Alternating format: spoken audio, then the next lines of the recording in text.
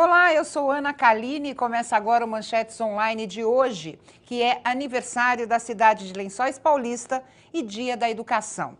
E estes são os assuntos do nosso programa. Pedreiros e serventes aprendem a ler e a escrever em canteiros de obras. Aula na Universidade de São Paulo sobre racismo e QI vira alvo de protesto de estudantes negros. E professores criam rede de apoio a vítimas de violência sexual na USP. Para comentar as notícias de hoje, eu recebo o Dr. Ariel de Castro Alves, especialista em Direitos Humanos e Segurança Pública, e o deputado Raul Marcelo, líder do PSOL. Vamos à primeira notícia de hoje. Um canteiro de obras de Araraquara se transformou em escola.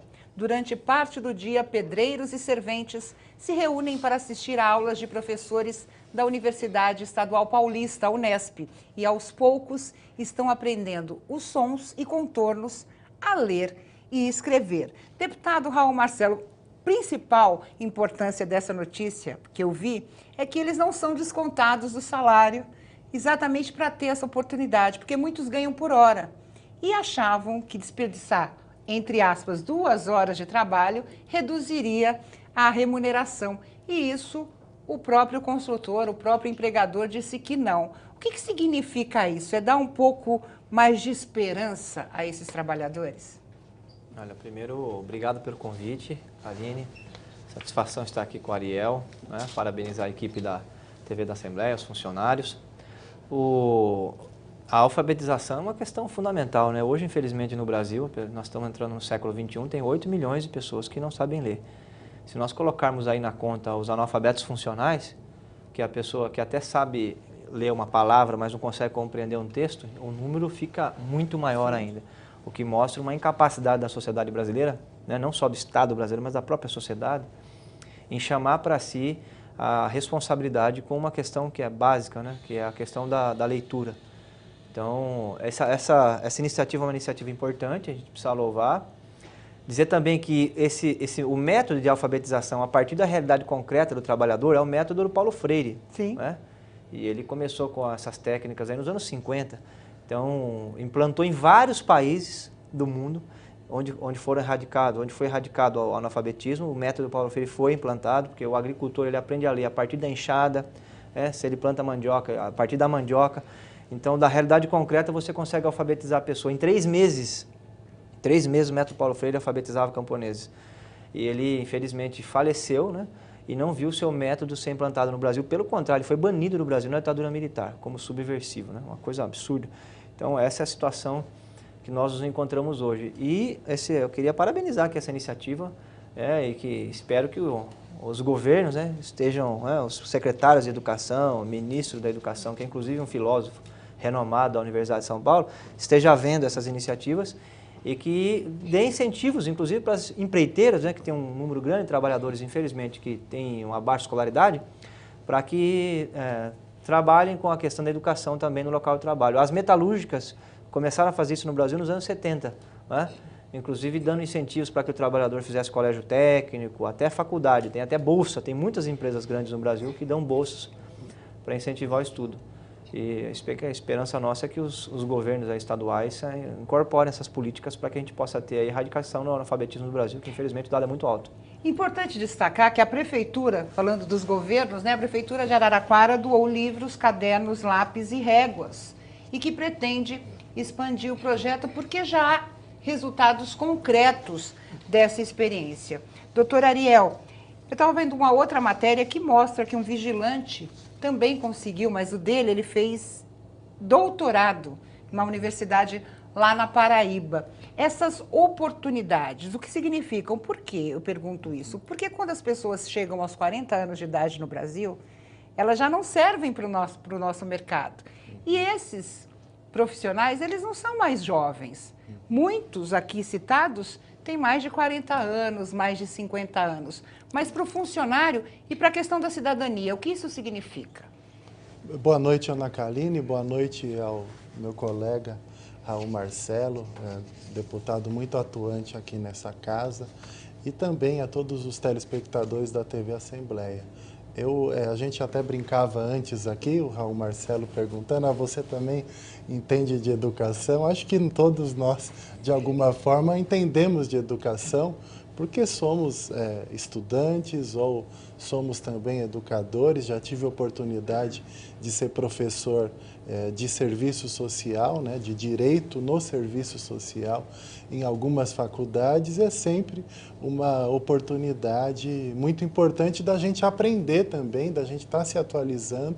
A gente mais aprende com os alunos, né, Raul Marcelo, que também é professor, do que propriamente a gente está ensinando. Então é sempre importante. O problema é a baixa remuneração, né?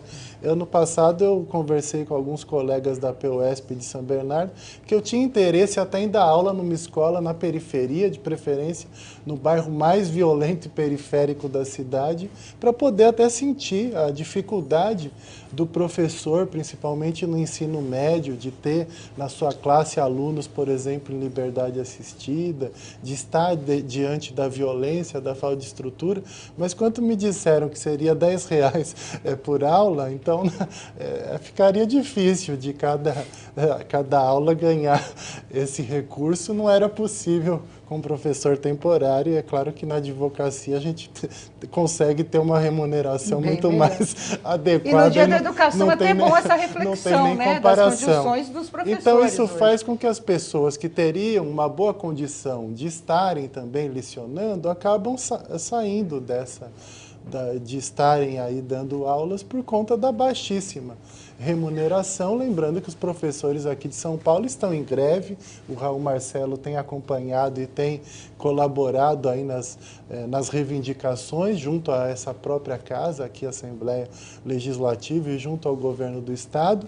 Agora, essa iniciativa que foi mostrada aí nas reportagens é extremamente importante. Eu também sou filho de educadores, minha mãe é professora do Estado já aposentada, e meu pai hoje é vice-presidente do Conselho Nacional da Educação, que é o principal órgão da educação no Brasil, e ele preside a Câmara da Educação Básica. Então, é professor há muitos anos da Universidade de São Paulo, da Universidade Metodista. Então, eu sempre também tive essa vivência no mundo educacional, desde a época que meu pai lecionava em Diadema, em comunidades extremamente periféricas. E eu lembro que quando ele foi secretário de Educação em São Bernardo do Campo, lá nos anos 80, ele implantou um MOVA, né, o Movimento de Alfabetização, que o Raul Marcelo, ele também é jovem. Que era um modelo Mobral, ele né? É jovem, Mobral ele é quase jovem como eu, mas ele também deve se lembrar da experiência do MOVA inspirado no método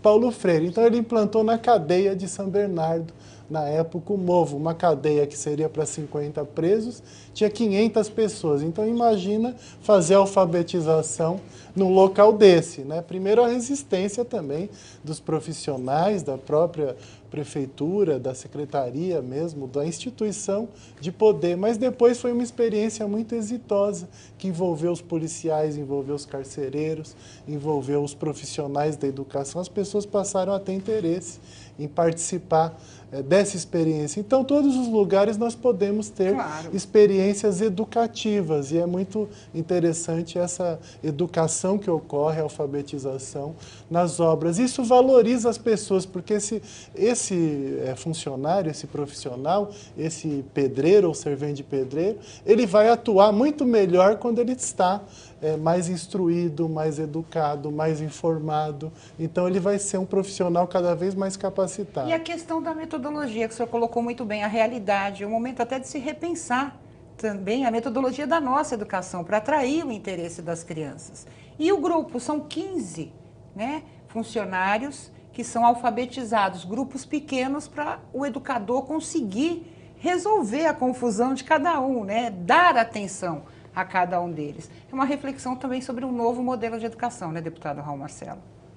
É claro que quanto um número mais reduzido de alunos, fica mais fácil do professor trabalhar, né? Hoje, o que não é a realidade do Estado de São Paulo, né? Os países desenvolvidos, todos eles trabalham com uma metodologia de salas reduzidas, 15, 20, 25 alunos no máximo, né? Aí distribuindo entre ensino fundamental e ensino médio.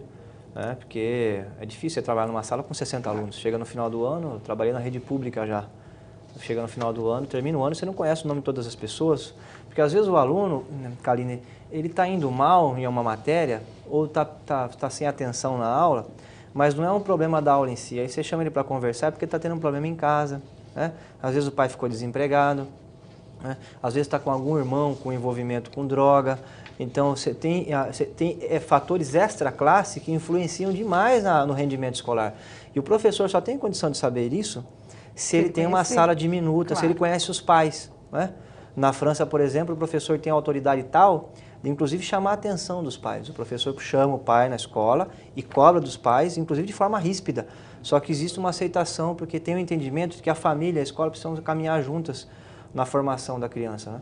As famílias de classe média no Brasil sabem muito bem essa situação, né? Que são os segredos ocultos da classe média no Brasil.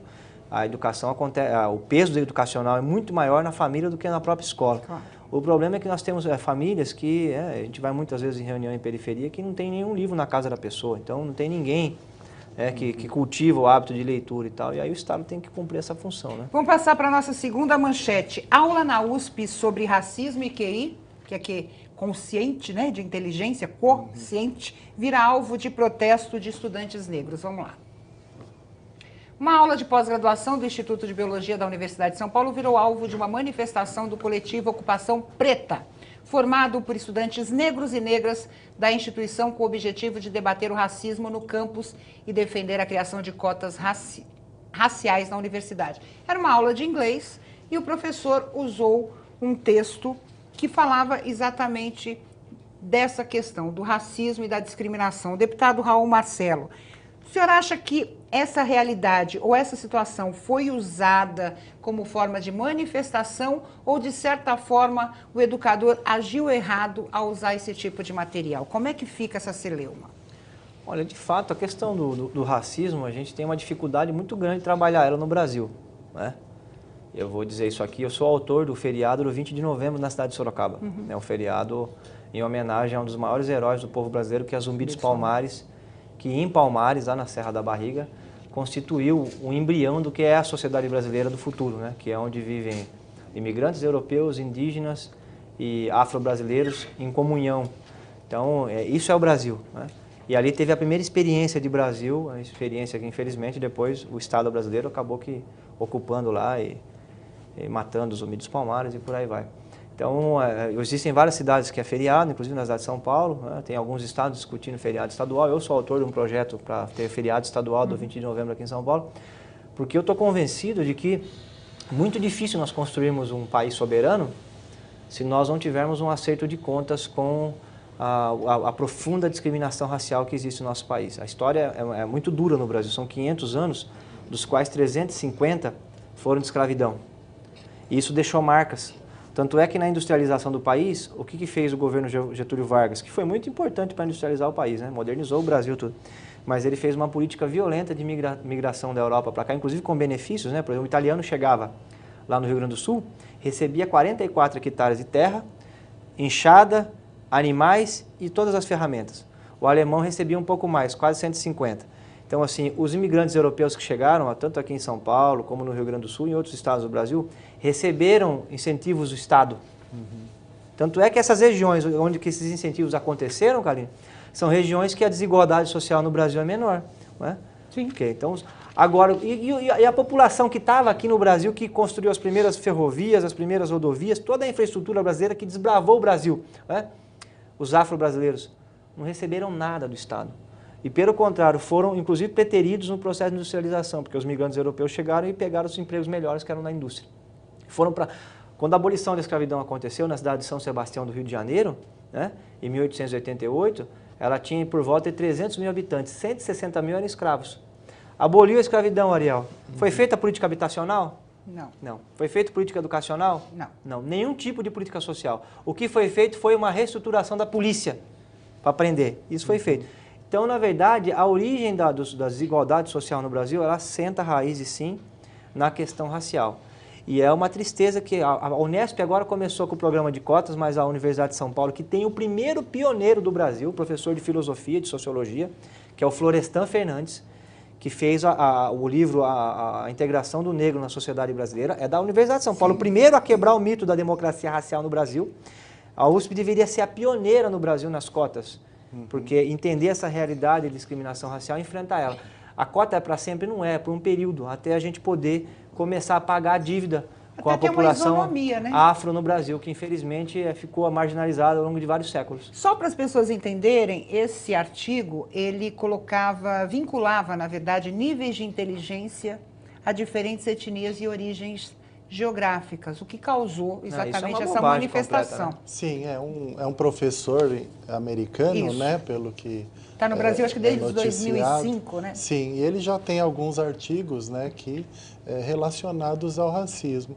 E a questão do QI, do quociente aí de inteligência, muitas vezes ela foi usada de forma racista também na própria história do Brasil e de outros países. Muitas vezes se relacionando as pessoas brancas com QIs mais altos e as pessoas negras com QIs mais baixos. Então, por isso que existe esse ranço. E isso também gerou protestos. Agora, nós temos que levar em conta que no Brasil, boa parte dos jovens ainda não tem acesso à universidade. Sim. Por isso que nós temos as cotas raciais, eu sou favorável.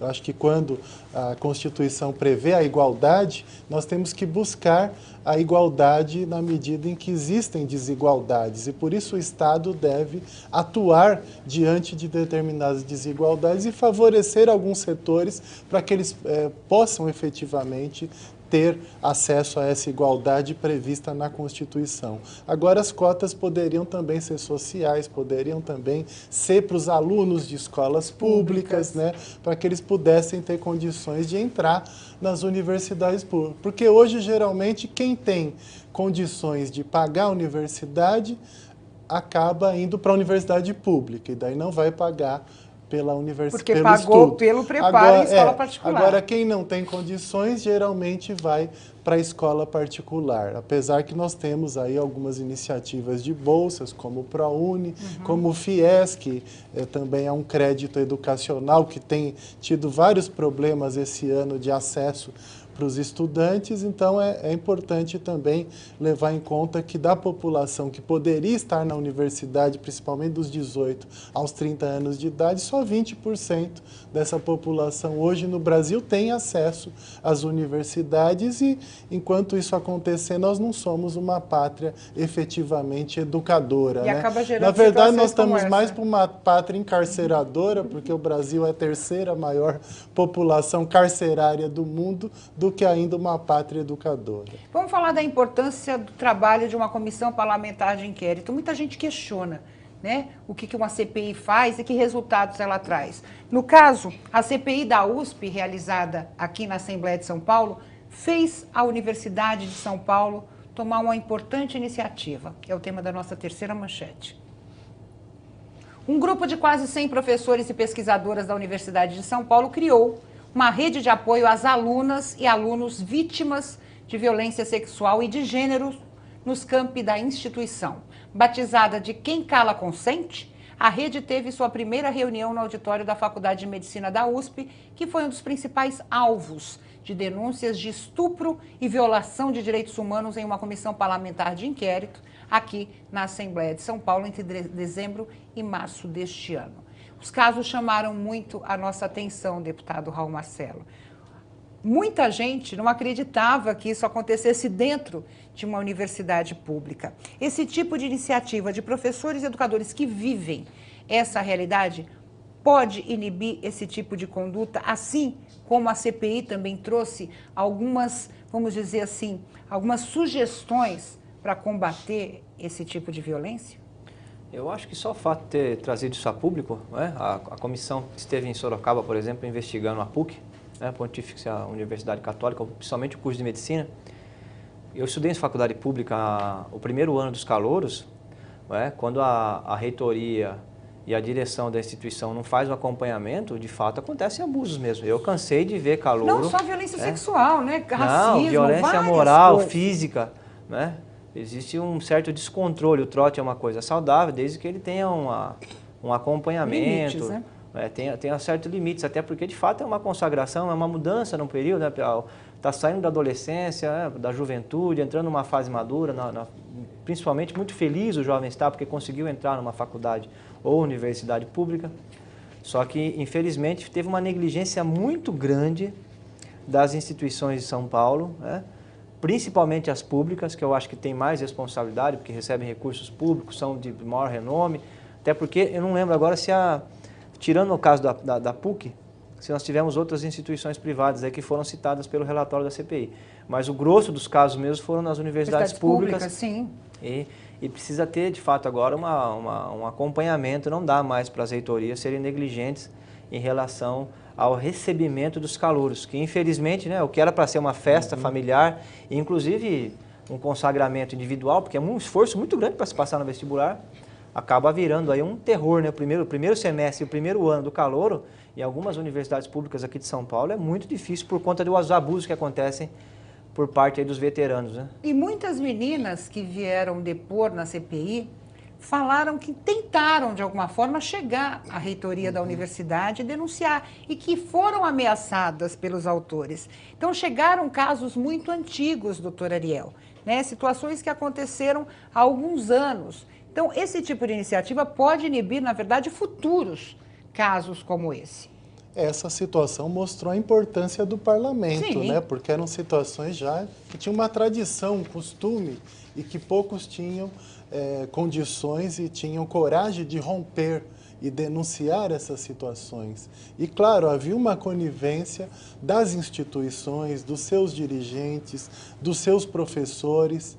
E hoje nós temos aí vários profissionais, por exemplo, na medicina, que cometeram esses abusos no passado, sexuais, estupros, bullying. Imagina nós sermos cuidados na área de saúde por pessoas que cometeram fatos tão graves no passado. E foi importante que essa CPI colocou luz a isso. É importante também nós lembrarmos do papel do deputado, ex-deputado Adriano Diogo, né? Por toda a competência que ele levou à frente. Coragem também, e a né? coragem e a atuação que ele teve. Ele se dedicou praticamente esses primeiros meses do ano completamente dia e noite a essas discussões. E isso foi muito importante, os resultados, e agora é importante que nós temos aí uma rede de atuação para enfrentar essas situações de abuso, de tortura, de bullying. Mas é importante que as faculdades criem ouvidorias independentes que possam ter pessoas de fora da universidade, que recebam essas preferencialmente, denúncias, claro. que não sejam pessoas da própria universidade, mas pessoas até da sociedade civil, pessoas com militância na área, por exemplo, do enfrentamento aos abusos ou à exploração sexual, ou que defendam os direitos humanos, para ouvir as denúncias, inclusive de forma anônima, se for o caso, e poder tomar providências junto aos vários órgãos que possam defender os direitos dessas pessoas, contatando o Ministério Público, defensorias públicas, Poder Legislativo e o apoio psicológico também para as vítimas. Isso é fundamental, porque os traumas, as sequelas são terríveis. A gente tem um tempinho, eu gostaria de falar, claro, da notícia do dia. O segundo brasileiro esse ano executado na Indonésia por tráfico de drogas. O brasileiro Rodrigo Goulart foi executado hoje por fuzilamento lá na Indonésia. Segundo caso, doutor Ariel, em 2015. O que a gente tem que pensar sobre isso? Na verdade, o governo brasileiro tem que tomar alguma atitude em relação a situações como essa? Sim, nós temos um Ministério das Relações Exteriores, nós temos uma diplomacia que atua internacionalmente. A própria presidente Dilma tem feito declarações, tanto no caso da primeira morte do Marco Acher, como agora nessa do Rodrigo Goulart. Ela tem se declarado enfaticamente contra a pena de morte, principalmente se tratando aí dos cidadãos brasileiros executados na Indonésia. Nós somos contrários, né, por atuarmos na área de direitos humanos como cidadãos, por princípios religiosos, mas também políticos e sociais, a pena de morte. entendemos que isso não resolve o problema da criminalidade, isso não inibe. A própria Folha de São Paulo, a BBC, fizeram várias matérias mostrando que a Indonésia é um dos campeões mundiais de tráfico de drogas. Isso não tem inibido a criminalidade nesse país. Os Estados Unidos, vários estados americanos, também adotam pena de morte. Vimos vários casos, até recentes, de pessoas inocentes que chegaram a ser assassinadas e depois se descobriu por exames de DNA ou porque apareceram novas testemunhas mostrando que aquelas pessoas eram inocentes. Daí não tem mais como voltar atrás, as pessoas já foram executadas. Então isso realmente é inaceitável para o mundo moderno que nós tenhamos ainda esse tipo de penalização, contraria todas as convenções internacionais da própria Organização das Nações Unidas. Entendo que nesse caso, além das medidas já tomadas, já tivemos alguns incidentes diplomáticos anteriores, a presidente deveria chamar o embaixador do Brasil lá na Indonésia de volta, rompendo as relações diplomáticas com esse país. Na verdade, algumas pessoas colocam outras situações, ou seja, muitos que fazem esse tipo de tráfico têm conhecimento da lei na Indonésia, sabem que correm o risco de serem pegos e morrer, no caso, já que a pena de morte lá existe.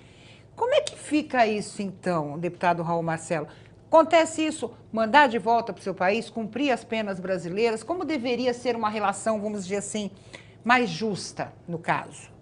Então, Kaline, eu acho que a primeira questão aí que deveria ser vista, de fato ele é traficante? Porque eu não confio no sistema jurídico de um país que tem pena de morte, não é? Porque você tirar a vida de alguém... 6 quilos de cocaína. Então, mas ele estava com ele, Aqui eu não sei se eu não conheço o processo, entendeu? E eu não confio no sistema processual de um país que tem pena de morte. O que dá direito ao Estado de tirar a vida de alguém? A vida é um mistério, na verdade, né? A vida é uma coisa fantástica, né? O ser humano, a vida é o maior bem que nós temos, né? Então a vida tem que ser preservada, independente do que a pessoa fez, né? Então, tirar a liberdade já tem uma discussão enorme hoje, se de fato consegue combater o crime ou não. E agora, se tirar a vida, é uma desproporção muito grande, né?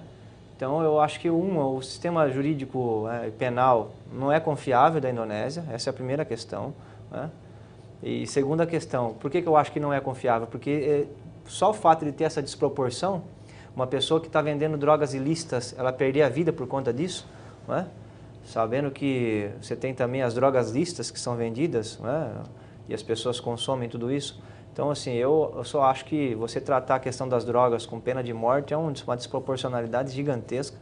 Então, um país que tem um sistema desse, nós não devemos nem confiar. Por isso que eu acho que o governo federal deveria ter uma ação bem dura, duríssima, nas relações diplomáticas com a Indonésia, né? E exigir de que tenha um tratamento proporcional, né? Infelizmente, um brasileiro teve a vida perdida e nós não sabemos, hein? Porque está sendo vendido que é traficante pelo governo da Indonésia. Ninguém sabe exatamente o que aconteceu. Tem muitos casos no Brasil de jovens pobres da periferia que morrem e depois é vendida a tese de que era traficante e tal. Então tem muitos casos, inclusive isso na ditadura militar foi usado de forma vasta e por aí vai. Então eu acho que, como advogado, a minha visão nesse caso aí é de que um país que tem uma desproporção tão grande não merece respeito ao seu sistema jurídico. E só para informar, outros 7 estrangeiros foram também executados hoje. Eu quero agradecer, deputado Raul Marcelo, doutor Ariel, quero agradecer a você. O Manchetes Online vai ficando por aqui, nós temos um encontro no próximo programa. Um grande abraço e até mais.